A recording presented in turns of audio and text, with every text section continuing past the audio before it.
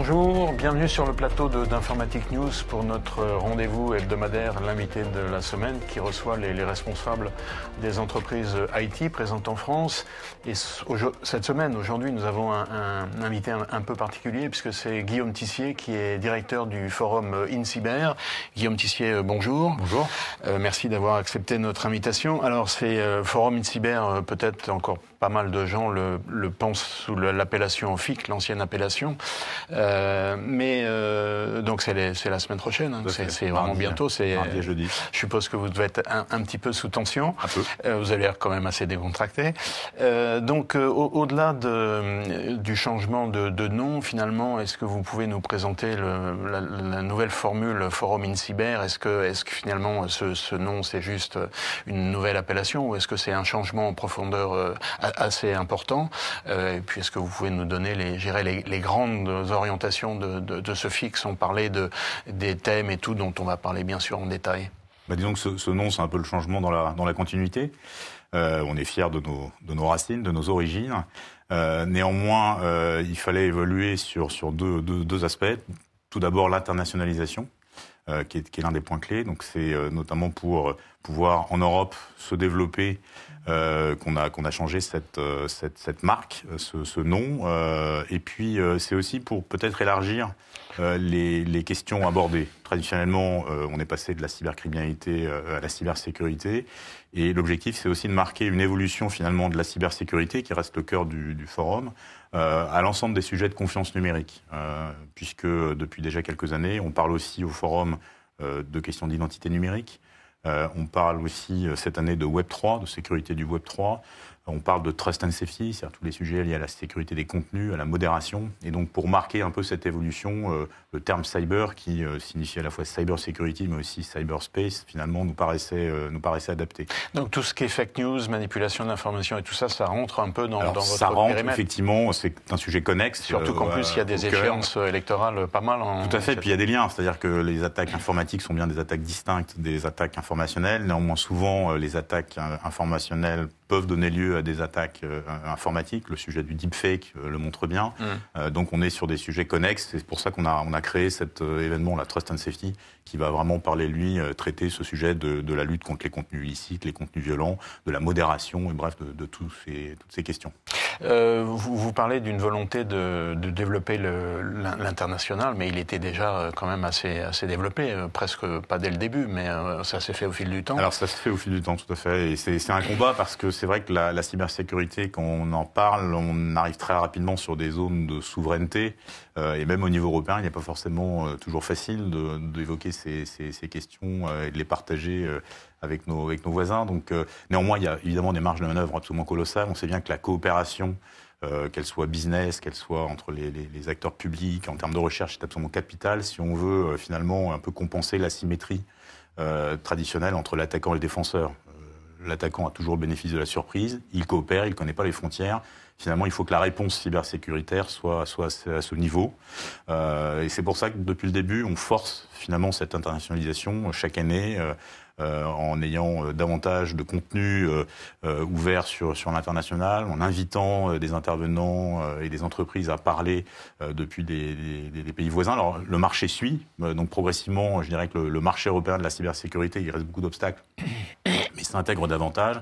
Et donc, notre objectif, c'est à la fois d'européaniser ce forum européen et en même temps de développer des répliques de ce forum en utilisant finalement les mêmes recettes, c'est-à-dire un événement d'écosystème ouvert hors Europe. Donc on a créé une première édition nord-américaine à Montréal en 2022. On aura la troisième édition de ce forum qui a rassemblé l'année dernière 5000 personnes à Montréal, donc ça marche bien. Et puis on va sans doute développer également d'autres répliques. On a notamment un projet à San Antonio au Texas pour cibler à la fois le marché des États-Unis, mais aussi le marché latino-américain. Est-ce que vous diriez que ce forum InCyber à Lille, parce que c'est à Lille la semaine prochaine, on pourrait le qualifier désormais de rendez-vous européen de la cybersécurité? C'est l'objectif. On attend 17 000 personnes, 700 partenaires, un peu plus de 500 intervenants. Donc c'est devenu effectivement un point de rendez-vous de tout l'écosystème. des offreurs, évidemment, de services, de solutions, quels qu'ils soient, des acheteurs, bien sûr, mais aussi des acteurs publics, mais aussi du monde académique. Ce point-là est absolument capital, c'est-à-dire que toutes les écoles, toutes les formations, toutes les universités sont également présentes, à la fois pour présenter les travaux de recherche, mais aussi pour, quelque part, valoriser les cursus et à travers ça, les métiers de la cybersécurité. Vous parliez des acteurs publics. Il y avait eu quelques moments de flottement avec le gouvernement. Est-ce que cette année, le gouvernement, au travers de ses agences, antennes, ministère de la Défense, l'ANSSI, etc., est-ce qu'il est partenaire réel ou est-ce qu'il vient seulement en tant que visiteur comme tout un chacun? Alors les autorités sont présentes. L'ANSSI a un grand stand au cœur du salon. Donc ils sont partenaires. Tout à fait. Les institutions sont partenaires. Après, évidemment, les gens sont libres de venir ou de ne pas venir. Je pense quand même que le sujet, l'actualité du sujet fait que la plupart des acteurs souhaitent avoir un forum pour échanger, pour découvrir aussi de nouvelles solutions. Et donc c'est un forum qui répond à un besoin dont l'urgence opérationnel, on va dire, ne se dément pas en ce moment. Alors, on parle toujours un peu d'opérationnel. Il y a un certain nombre d'exposants qui sont émus du coût global que ça représente, à la fois en stand, en nombre de personnes qu'il faut déléguer. Enfin, c'est une opération importante. Finalement, qu'est-ce que vous leur dites pour justifier cet investissement? C'est un investissement. Écoutez, c'est une réaction assez logique. Un événement, c'est toujours un coût. On participe nous-mêmes à d'autres événements, donc je sais bien que devenir partenaire, c'est un coût. Ce qu'il faut voir, c'est le coût par rapport à un retour finalement sur investissement. Ce retour sur investissement, il peut être de plusieurs ordres. Le premier, évidemment, c'est le retour sur investissement business.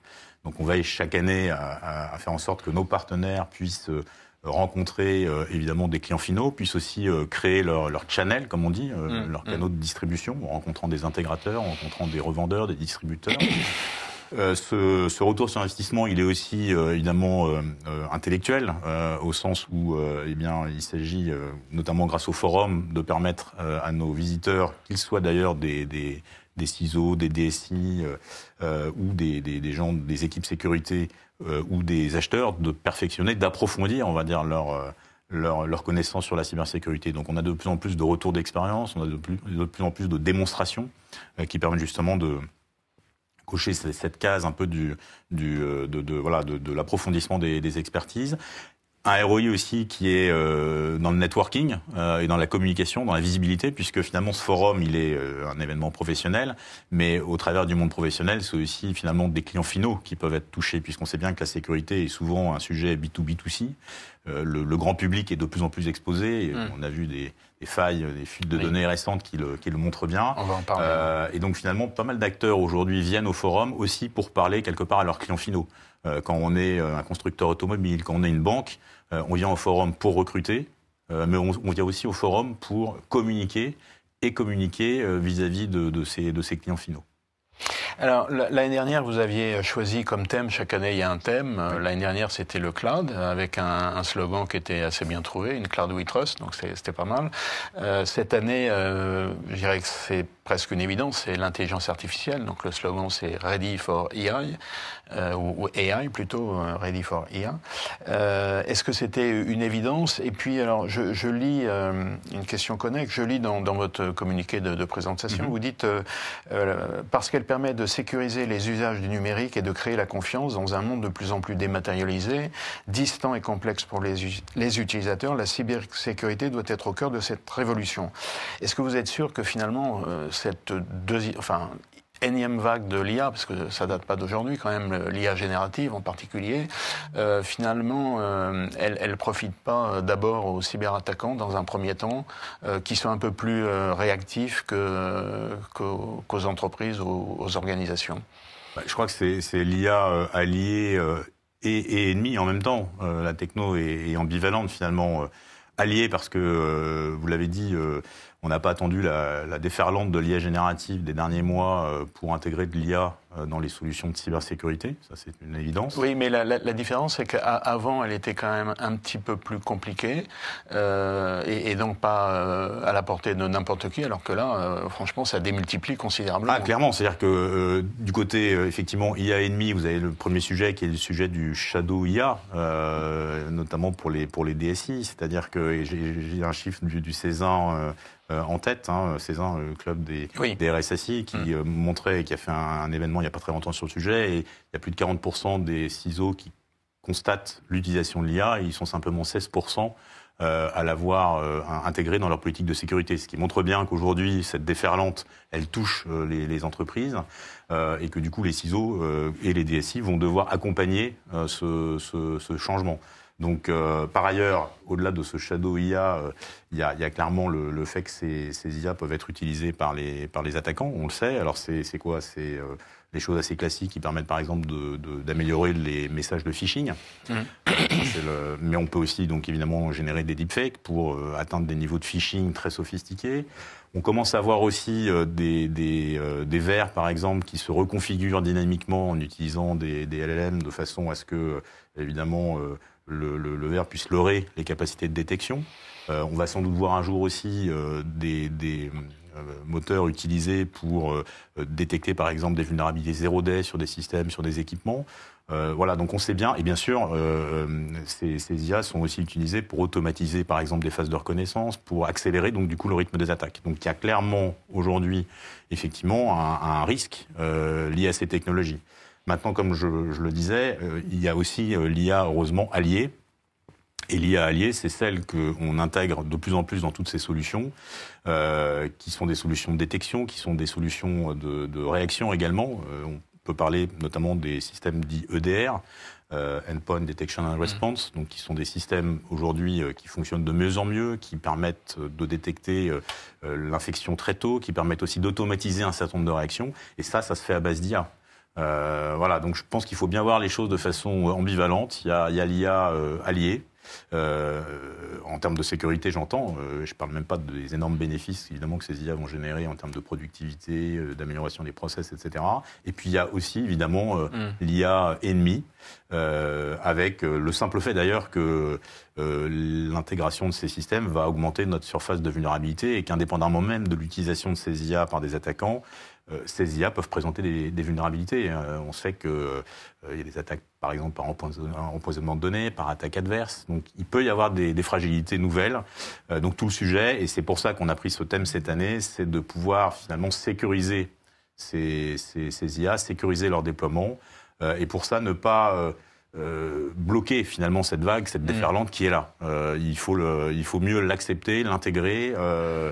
Pour ne pas la subir. J'avais une idée en tête en vous posant la question. Là, vous vous souvenez En fait, c'est un peu la course des gendarmes et des voleurs, finalement. Et ils ont à chaque étape des outils différents. Je ne sais plus, c'était quel film, le Pierrot le Fou, là, où il y a eu un moment où les voleurs avaient à disposition les tractions avant et qui allaient plus vite que les voitures dont disposaient les gendarmes. Et donc, ils avaient un avantage, qui n'a pas duré éternellement. Mais donc, ça veut dire qu'à chaque moment, il faut vraiment faire attention à ce qu'on intègre les outils de manière la plus rapide possible. C'est clair, je pense qu'il y a on voit quand même très nettement dans les solutions qui sont déployées des gros progrès. Un autre chiffre qui est donné par le Cézanne, c'est que 87% aujourd'hui des responsables sécurité considèrent que les solutions qu'ils ont à leur disposition sont efficaces. Et ces solutions, c'est le MFA, évidemment. Donc là, on peut aussi parler des philosophies, des approches Zero Trust qui se développent. C'est le firewall, donc ça veut dire que la notion de périmètre, heureusement, n'est pas totalement abolie et on parle encore des firewalls, ce qui est essentiel. Et puis c'est les EDR dont je parlais, qui sont le trio de solutions de tête finalement cités par les CISO. Donc voilà, c'est dans cette course entre le gendarme et le voleur, il y a heureusement des vrais progrès qui sont faits, des progrès qui sont des progrès technologiques. Je pense qu'il y a aussi des progrès qui sont quelque part qui nous sont imposés. Le sujet là-dessus, il est très réglementaire. On a une déferlante de normes qui peuvent alors évidemment être des coûts et des contraintes, mais qui ont quand même l'immense avantage d'élever le niveau de sécurité. Alors là, je parle de NIS 2, qui est aussi un grand défi, qui va être vraiment un chantier très structurant pour toute la cybersécurité en Europe. Je pense aussi à des réglementations sectorielles, à DORA, je pense à des réglementations qui vont arriver comme le Cyber Resilience Act, qui va porter notamment sur les objets connectés. Bref, toutes ces réglementations, ce sont des contraintes qui nous imposent d'augmenter notre niveau de sécurité, d'améliorer notre gouvernance. Et je pense que tout cela, à côté des technologies, est très, très vertueux. Alors, on a mentionné, nous, Informatique News, une enquête récente qui montrait que les RSSI, ils étaient vraiment sous pression. Enfin, ils sont au bord du burn-out. Et ça, on est en mars. Et puis, il y a les JO qui arrivent. Dans cette évolution et ce contexte un peu particulier, comment vous voyez, il y a une table ronde d'ailleurs là-dessus, sur ce sujet-là, comment vous voyez l'évolution du rôle des RSSI ? Alors, je pense qu'il est essentiel. Le sujet des JO fait qu'il y a beaucoup de facteurs de risque. Il y a une intensité, évidemment, de systèmes d'information, puisque la billetterie, le chronométrage, enfin bref, tout est numérisé. Il y a une intensité forte en termes de communication, donc ça peut donner des idées, effectivement, à des acteurs en matière de publicité. Et puis, il y a une intensité, c'est là que je voulais en revenir, très forte en termes de nombre d'organisations impliquées. Et on sait très bien que la sécurité étant une chaîne, quand vous avez beaucoup d'organisations, c'est souvent là qu'il y a un problème, il y a un maillon faible et ça réduit la sécurité de l'ensemble. Donc il y a un gros travail qui a été fait en amont là-dessus par l'ensemble des acteurs mobilisés, avec beaucoup d'analyses de risque notamment. Et donc je pense que ce type d'événement peut constituer évidemment des faiblesses, enfin en tout cas peut présenter des risques. Mais en revanche, c'est aussi un moyen, quelque part, d'améliorer notre niveau de sécurité globale. Et quand je vois le travail vraiment de préparation qui a été fait, il y a eu beaucoup d'entraînement également, et le dispositif qui a été mis en place, je me dis que ce type d'événement est aussi de nature à améliorer, quelque part, à nous pousser à améliorer notre niveau global de sécurité et de résilience. Oui, effectivement, puisque vous parlez d'entraînement, là j'entendais il n'y a pas très longtemps, justement, il y avait une opération d'entraînement pour essayer pour se préparer à lutter contre les attaques de drones. J'avais même pas pensé, enfin je m'étais dit... on sort un peu du domaine informatique. Bien sûr, mais enfin on est dans la sécurité en général. Alors pour poursuivre un peu dans ce type de sujet, dans une interview récente au magazine Atlantico, le titre c'était en gros, je cite, est-ce que nous sommes capables d'éviter un Pearl Harbor informatique? Donc la question est posée, après vous donnez des éléments de réponse, mais je dirais que ces derniers temps, il y a eu notamment avec les Jeux qui arrivent, avec la position française face à la guerre en Ukraine, il y a quand même eu des opérations, alors c'est des opérations un peu symboliques, mais dont on parle beaucoup, les attaques d'IDOS sur tout un tas de ministères. Après, il y a eu les vols de données des gestionnaires du tiers payant, les deux entreprises, donc 33 millions de données qui ont été subtilisées. La semaine d'après, c'est France Travail, 43 millions. Donc finalement, est-ce que le Pearl Harbor, il n'est pas déjà arrivé, quoi.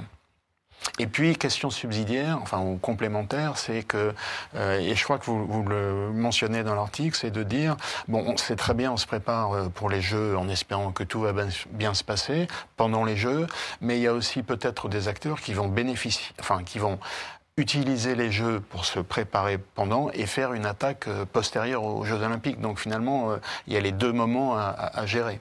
Moi, je pense qu'il faut éviter le catastrophisme. Les attaques qu'on a vues, ça a été dit, c'est du service, donc un niveau de sophistication qui est assez basique, même s'il y a un niveau de sophistication quand même dans le caractère distribué, dans les botnets qui sont mobilisés. Et que par ailleurs, il y a aussi du service applicatif. Ça n'a pas été le cas, a priori, pour l'instant, mais bon, il ne faut pas banaliser ces actions. Maintenant, ce sont des actions qui n'ont pas eu réellement d'impact. Donc je pense que le catastrophisme... Non, j'entends, mais le vol des données, il est réel quand même. Alors le vol des données est réel, et c'est bien pour ça que la cybersécurité aujourd'hui doit quelque part passer à l'échelle. Et je reprends les propos de Vincent Strubel lors du dernier forum l'année dernière, qui disait il faut passer de la haute couture au prêt-à-porter.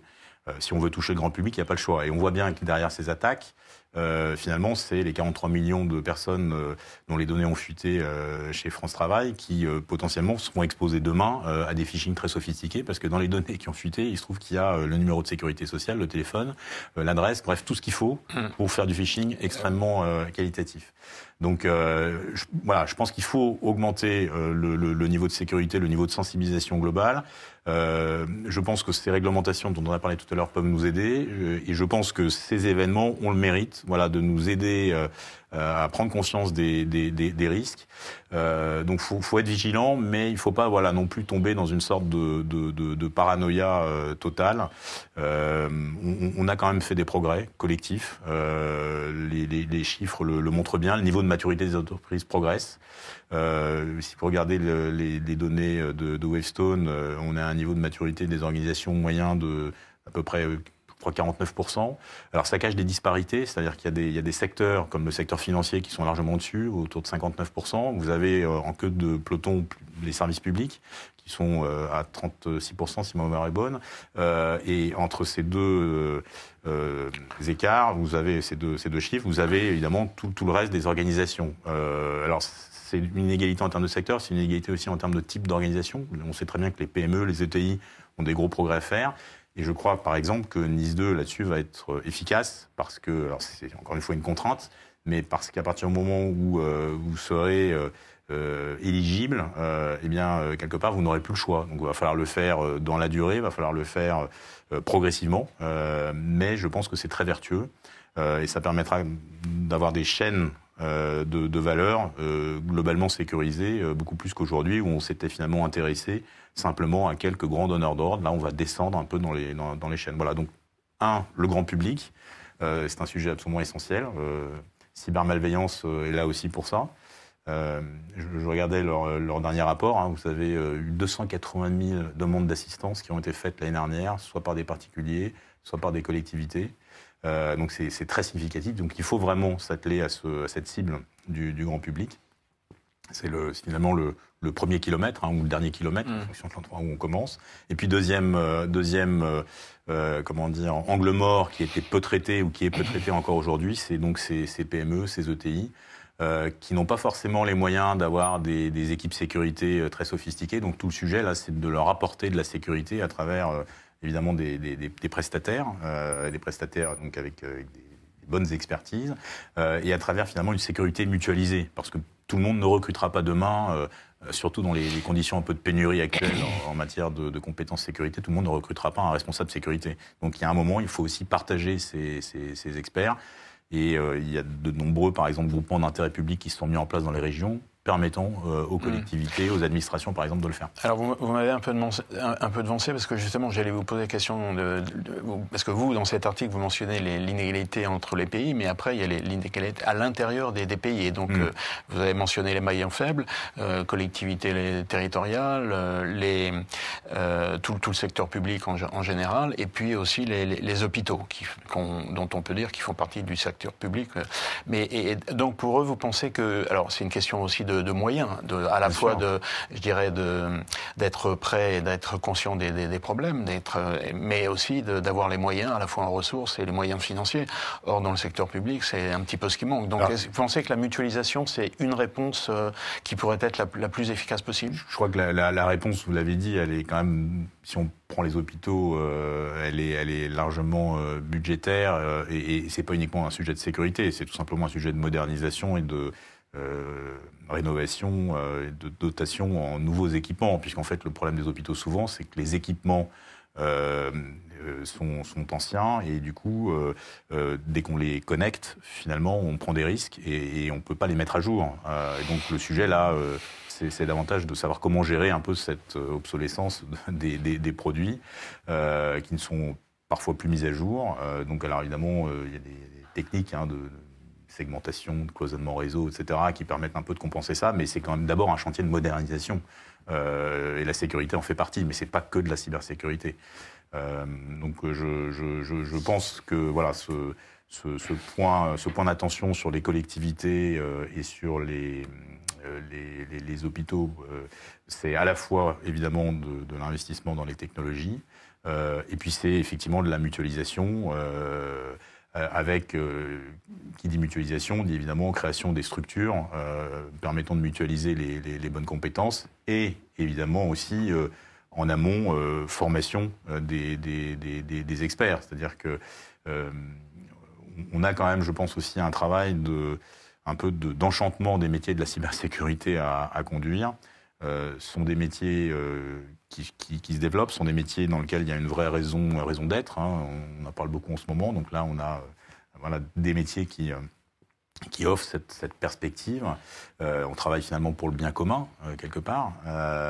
Et le sujet, c'est qu'il y a encore un déficit d'attractivité dans ces métiers.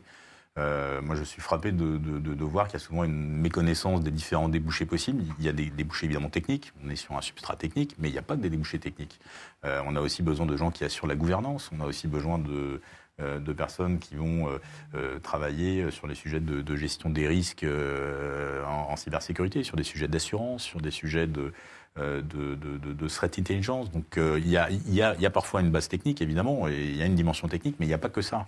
Et ça supposerait en amont, si vous voulez, pour attirer les profils, d'avoir une meilleure communication. Alors il y a des tas d'actions qui ont été lancées, le campus cyber en a lancé récemment, justement pour essayer d'ouvrir un peu ces métiers à d'autres types de profils.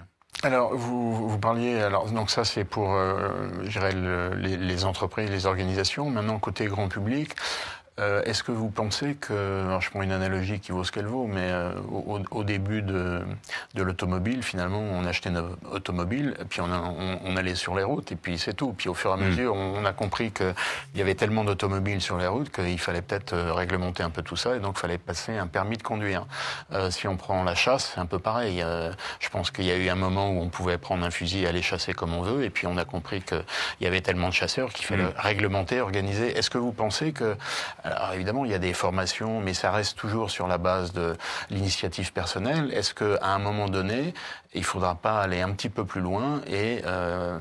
alors contraindre, c'est peut-être un mot un peu que les gens n'aiment pas, mais passer un permis d'utiliser un ordinateur parce que les conséquences d'une mauvaise utilisation peuvent être aujourd'hui absolument phénoménales. Je pense que c'est quand même essentiellement de la sensibilisation plus que de la contrainte qu'il faut aujourd'hui développer. Et la sensibilisation, elle passe par des campagnes, par effectivement de la communication assez large. Je pense que c'est quand même principalement ça qu'il faut faire. La confiance des Français dans le numérique est le vrai sujet. L'Axel, là, qui a publié un baromètre récemment, parlait de 49%, 46% de taux de confiance. Ce qui signifie que il y a quand même pas mal de gens qui ont peur aujourd'hui d'Internet. Alors, est-ce que cette peur permet d'être plus prudent et positif? Je crois pas. Je pense qu'il faut donc continuer à sensibiliser, expliquer. Et c'est comme ça qu'on arrivera à rendre les gens, on va dire, plus responsables et plus confiants dans le numérique. Je pense que l'identité numérique, ou le développement des identités numériques est aussi un vrai sujet. Cette même enquête disait que 71% des Français attendaient ou avaient besoin d'une identité numérique, et c'est une vraie question. C'est-à-dire que aujourd'hui, pour accéder à des services, on a besoin de plus en plus de MFA. Le MFA, c'est ergonomiquement parfois un peu compliqué, surtout lorsque chaque service déploie son propre dispositif. Donc là, ça passe sans doute par des identités. Et je pense que d'ailleurs, dans les prochains mois, on verra de nouvelles offres d'identité numérique du côté privé émerger pour permettre à des citoyens qui ont envie de passer d'un site marchand à un site de service médical, par exemple, en ligne, de façon sécurisée, au travers d'une seule et même identité. Ça va venir, ça. On en a besoin. Dernière question que je voulais vous poser, c'est vous allez récompenser 5 startups. Tout à fait. Alors on peut pas les présenter, enfin si vous voulez le faire d'ailleurs vous pouvez, mais donc il y a le prix de la startup Forum InCyber, donc c'est Snowpack. Est-ce que vous pouvez en dire 2 mots? Alors tout à fait. Alors effectivement, on a ce prix qui récompense chaque année plusieurs entreprises. Donc cette année, on a 5 lauréats. Dont Snowpack. Alors Snowpack, en quelques mots, c'est une technologie qui permet de s'invisibiliser, si j'ose dire. C'est-à-dire en gros, les paquets de données sont coupés en plusieurs bouts et empruntent des chemins différents et aléatoires de façon à rendre impossible évidemment toute interception et toute détection. Donc c'est une technologie d'invisibilité. Ce qui est intéressant, c'est qu'on est sur des technologies qui amorcent déjà, qui illustrent déjà ce passage un peu au modèle Zero Trust. Alors ce modèle Zero Trust, il nous intéresse beaucoup par ailleurs parce que ça sera notre sujet de l'année prochaine. Donc, on a déjà commencé à travailler, et donc là, c'est une révélation que je vous fais. On travaillera sur ces approches Zero Trust et on l'a vu cette année donc avec Snowpack. On a également une autre société qui s'appelle Dioki, qui est l'un des lauréats, qui eux font de la fragmentation de clés de chiffrement. Donc là c'est pareil, la clé de chiffrement est fragmentée de façon à rendre évidemment impossible sa reconstitution par des attaquants. Là aussi, c'est le même sujet, c'est-à-dire qu'on prend acte de cette insécurité et on essaye de trouver des moyens de contournement pour du coup affronter le problème. Alors, vous avez mentionné le Zero Trust. On a reçu un certain nombre de sociétés de cybersécurité. Elles avancent toutes l'idée qu'elles ont adhéré à ce principe du Zero Trust. Donc là, pour le coup, vous serez en plein dans le sujet, si je puis dire. Alors c'est pareil, ça peut paraître comme un concept purement marketing et de fait il est utilisé aussi par des éditeurs, par des vendeurs, ce qui est tout à fait naturel. Maintenant je pense que ça correspond quand même à une vraie tendance de fond. On a eu ce modèle de forteresse, on a eu ce modèle de hub avec des zones de sécurité et maintenant ce modèle ou cette approche Zero Trust, je pense pas que ça soit la fin des périmètres. Je pense simplement que c'est quand même l'amorce d'une sécurité un peu plus granulaire, centrée sur les endpoints, avec donc davantage de sécurité à l'entrée de chacun de ces endpoints, chaque flux étant surveillé, détecté, analysé, chaque action ou chaque recours à une application donnant lieu à une authentification forte. Donc tout le sujet ensuite c'est l'ergonomie et la facilité d'utilisation de tout ça, parce que et la complexité technologique du côté des responsables informatiques, c'est-à-dire que il est évident que ces solutions aujourd'hui sont des solutions complexes, et donc alors je crois que l'interopérabilité de ces solutions progresse petit à petit. Voilà, on va arriver à gérer cette complexité, mais aujourd'hui il y a encore des vrais défis dans le déploiement un peu plus généralisé de ce Zero Trust. Maintenant, je pense que c'est vraiment un modèle dont on ne peut pas s'affranchir, au moins en partie, pour les organisations.